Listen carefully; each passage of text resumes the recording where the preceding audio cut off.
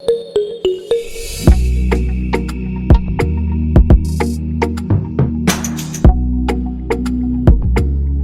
number 11. The ratio of density of three kinds of petrol P1, P2 and P3 is 9:7:5. The density of P1 is 18 gram per cubic centimeter and P1, P2, P3 are mixed in the ratio of 6:5:4 by weight.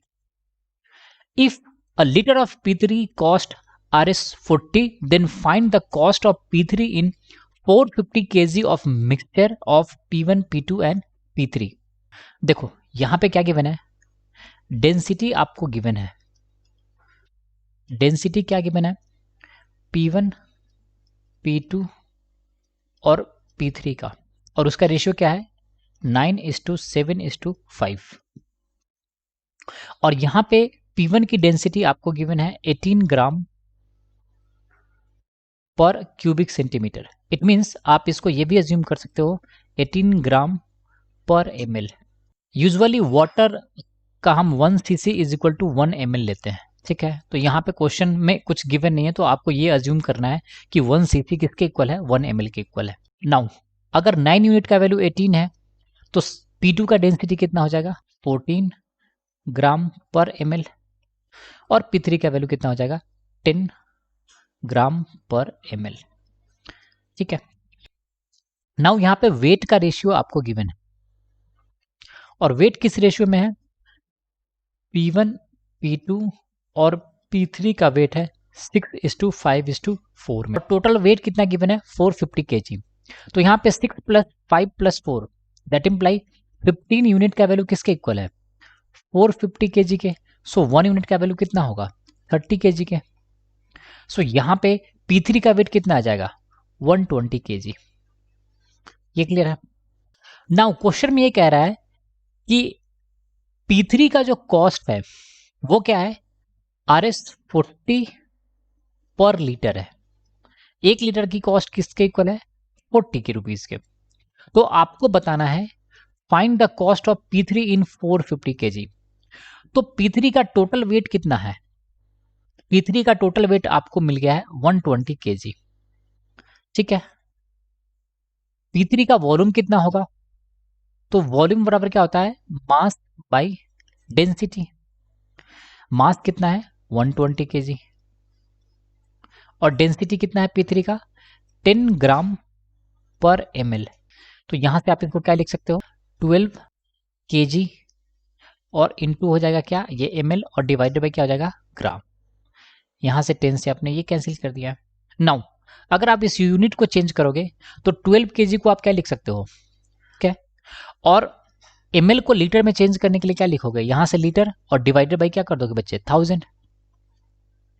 और यहां पे already ग्राम था तो ये ग्राम से gram cancel हो जाएगा, यहां से 000 से ये 000 कैंसिल। तो आपको जो टोटल वॉल्यूम मिलेगा P3 का वो किसके इक्वल होगा 12 लीटर के, से सोनो। और 1 लीटर की कॉस्टिंग कितना है 40 rupees per litre.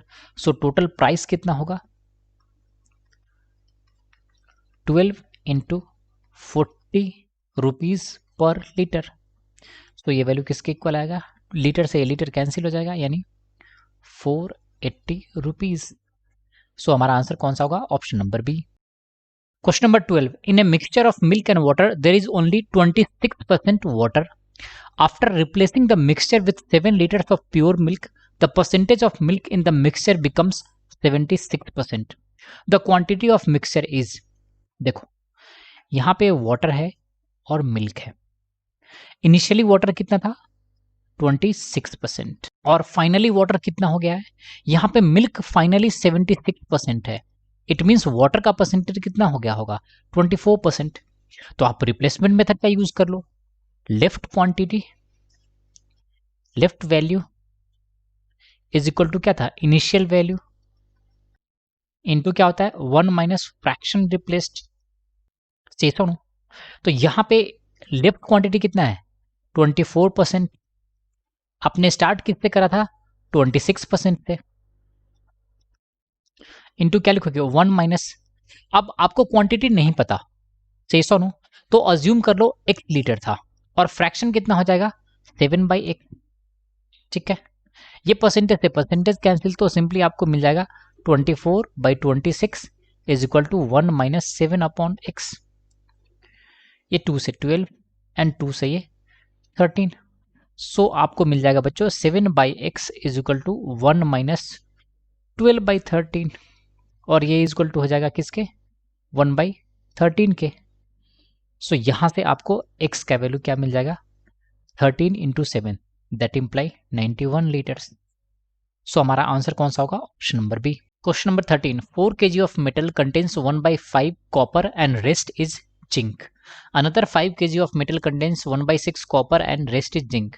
The ratio of copper and zinc into the mixture of these two metals.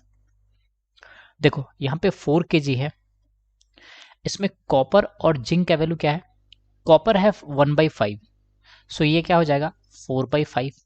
So zinc का वैल्यू क्या हो जाएगा 4 माइनस 4/5, और ये वैल्यू किसके इक्वल होगा 16/5 के। अगर आप नेक्स्ट 5 kg की बात करो तो यहाँ पे कॉपर और जिंक का वैल्यू क्या है, कॉपर 1/6 पार्ट है, सो 5/6 कॉपर हो जाएगा, तो जिंक का वैल्यू क्या होगा 5 माइनस 5/6, और ये किसके इक्वल होगा 25/6 के। 6 5 जा 30 माइनस 5 तो 25/6। अगर आप इन दोनों को मिक्स करोगे तो कॉपर का नेट क्वांटिटी कितना होगा, यहाँ पे कॉपर और यहाँ पे कॉपर, तो ये वैल्यू किसके इक्वल होगा 4/5 प्लस 5/6, और जिंक का वैल्यू क्या है, यहाँ पे 16/5 है और यहाँ पे 25/6 है, तो 16/5 प्लस 25/6। अगर आप न्यूमरेटर को ऐड करोगे तो ये वैल्यू किसके इक्वल होगा 6 4 जा 24 और 25, तो ये 49/30, और डिनोमिनेटर का वैल्यू कितना होगा 16 इंटू 6 तो 96 और प्लस 125 और डिवाइडेड बाई 30 से ये 30 कैंसिल, सो आंसर मिलेगा 49/221, option number A. Question number 14, a container contains 4 part milk and 1 part water. How many parts of mixture should be taken out and replaced by water so that container contains half milk and half water? देखो initially container में 4 part milk है और 1 part water है, तो अगर आप milk और water के रेशियो की बात करो तो ये 5 पार्ट्स में डिवाइडेड है। इट मीन्स 5 पार्ट्स अगर 100% है तो 1 पार्ट का वैल्यू किसके इक्वल होगा 20%। इसका मतलब मिल्क का वैल्यू कितना परसेंट है 80%, और वाटर का वैल्यू कितना है 20%। अब आपसे पूछ रहा है कि मिक्सचर में से कितना निकाला जाए और उसको वाटर से रिप्लेस कर दिया जाए कि अब वाटर का वैल्यू कितना हो जाए 50% और मिल्क का वैल्यू कितना हो जाए 50%। तो रिप्लेसमेंट मेथड का यूज कर लो, left amount left value is equal to क्या होता है इनिशियल वैल्यू इंटू क्या होता है 1 माइनस फ्रैक्शन रिमूव्ड। यहां पे मिल्क का इनिशियल वैल्यू कितना था 80% और बाद में कितना रह गया 50%, तो मिल्क को कंसीडर कर लो, तो आप क्या लिखोगे 50% is equal to 80% into 1 minus fraction removed.